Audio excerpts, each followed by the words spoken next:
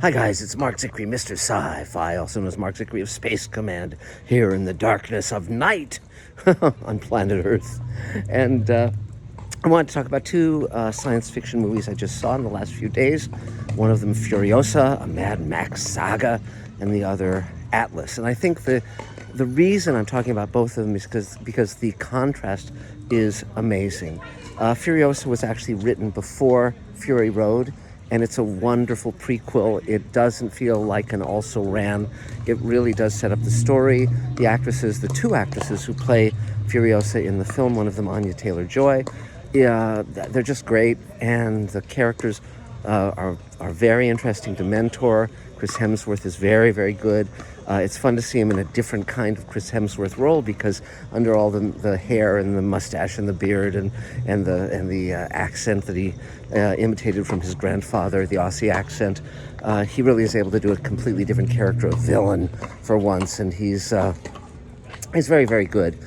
Some of the other characters are a little bit under-realized. It's not the visceral, dynamic masterpiece that Fury Road was, but it is a very, very good film, very entertaining, very fun, and it has a main character who is a wonderful female hero, because she's just, even as a little kid, she's tough, she's smart, she's resourceful, she's quiet, she doesn't talk too much because she observes, she strategizes.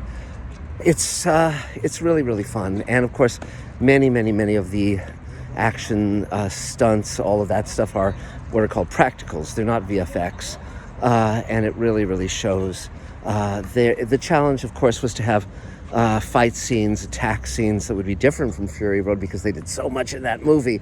And they come up with a few kind of, airborne vehicles and so forth attacking the giant rig. But it's still, for all of that, it's very entertaining. I think that George Miller, someone pointed out that George Miller is the only major franchise still run by the same guy who started it, and George Miller is doing a great job. He's in his 80s now, I guess.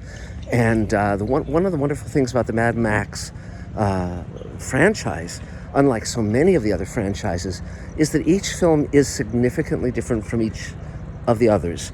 They don't just repeat themselves. Fury Road, of course, topped everything Mad Max had ever done, and spectacularly so.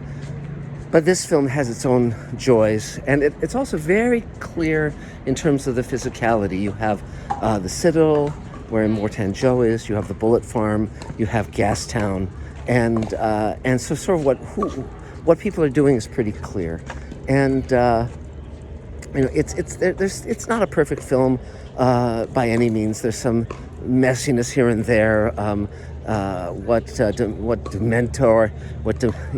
The great Dementor is doing is sometimes unclear. It's sort of like if you took Furiosa out of the plot, this character would still self-destruct, because he's such a bad manager, and he's so impulsive, and he's not really good at what his ambition takes him to. So that's a factor. But again, these are minor quibbles. Now we have Atlas, which stars J-Lo, and it's a science fiction movie that makes all the mistakes that Furiosa failed to.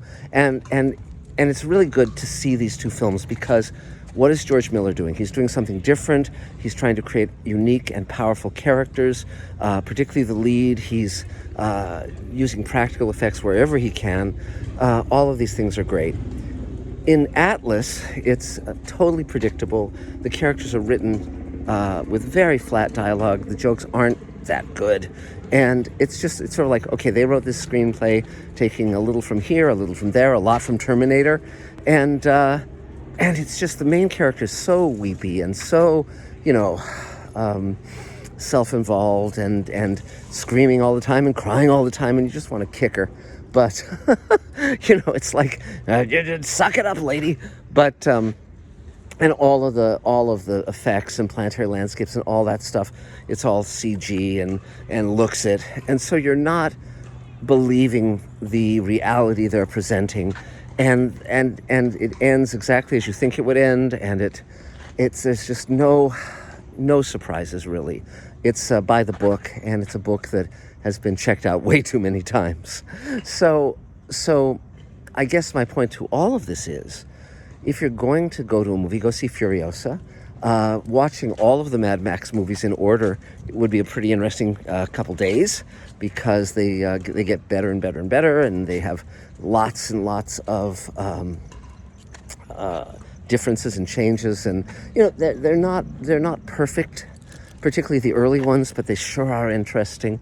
I wish Mel Gibson had been able to play Max in Fury Road. I think it would have been nice. I think one can speak about his failings as a human being, but I think really he even in the little low budget films he's doing nowadays, he's still working hard, he's still delivering the goods, and I think he should get another chance. So, but that's just my opinion. You may disagree. So, but that's about it for now. Remember to subscribe, like, do all those things, comment. If you want to buy Space Command shares or shares in the Showrunners Network, just email me at markzickery@gmail.com. We're going to have a Kickstarter campaign going for The Great Solar War, the new Space Command episode, in about a week or so, week and a half. And we got a lot of great stuff coming, guys. Plus, we're going to have a panel and a screening at San Diego Comic-Con, so keep an eye out for that. And I'm also going to be at the Serling Symposium in Ithaca in August. So, but as I vanish into the night, it's wonderful being here. It's wonderful sharing all these things with you guys. And I will see you again real soon. Bye, guys.